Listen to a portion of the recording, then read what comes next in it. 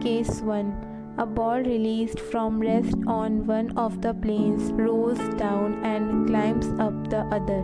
If the planes are smooth, the final height of the ball is nearly the same as the initial height, a little less but never greater. In the ideal situation, when friction is absent, the final height of the ball is same as its initial height.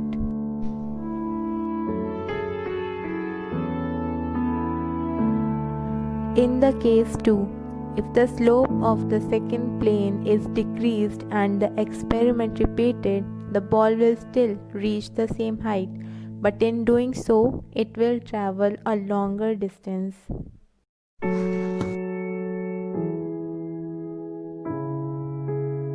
Now in the case 3rd, in the limiting case when the slope of the second plane is 0, that is a horizontal, the ball will travel an infinite distance.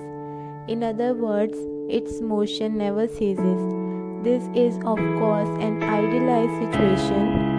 In practical, the ball comes to stop after some time because of the opposing force of friction, which can never totally eliminated. Law of inertia.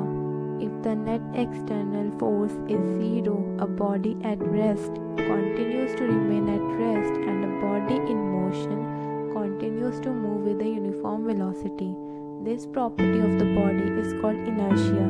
Inertia means resistance to change. Inertia uses in daily life examples. A book on table will continue to be at table until the external force is applied. A block of wood will not move until the external force applied.